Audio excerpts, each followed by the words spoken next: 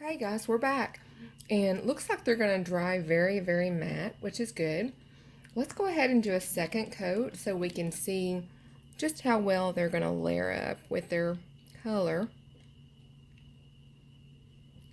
And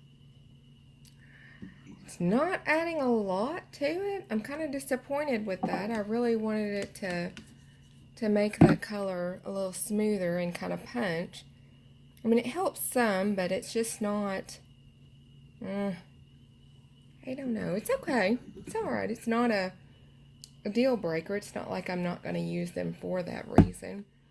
I mean, I could, but I think with some work, they're really going to work.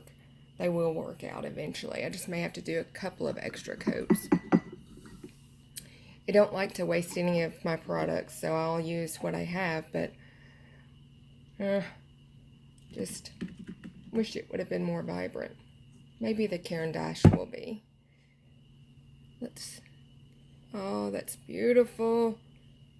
You don't know what it is about a good color like that, a good red that will just make my heart sing.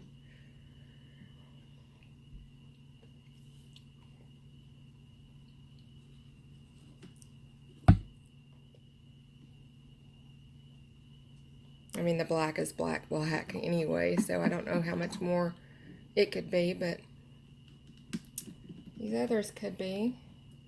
They are, when you mix them up really nicely, they are getting to be pretty good and thick on there, which is nice. You have to kind of scrub it just a little bit to get that.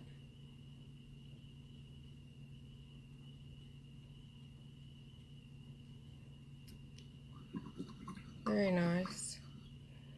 Now for the oddity colors.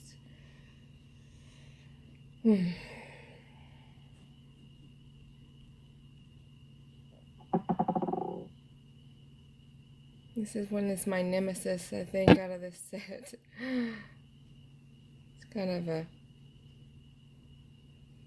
crazy color. You know, it could be useful in some things. I mean, to be that splotchy, but I just don't know. Don't know that it just does anything for me, you know. And I might have just picked up the wrong color. Oh well. We all get the idea anyway. So, I'm not sure if I picked up the wrong one or not. I am semi-colorblind, so names and labels mean a lot to me. I am red-green colorblind, and what that basically is for me is that some things I can see color, but some things I do get confused, like some shades. If they're close together, I can get those mixed up, like some pinks and purples or some blues and purples depending on the shades, yellows and lime green. But it makes for an interesting art subject, so I tend to use it more to my advantage than to let it be a disadvantage.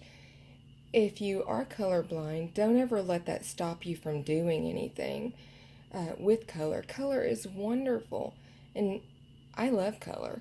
I try to incorporate in every way that I can, and a lot of times if your people are colorblind, they tend to stray away from it just so that they don't have to let people know that they are colorblind.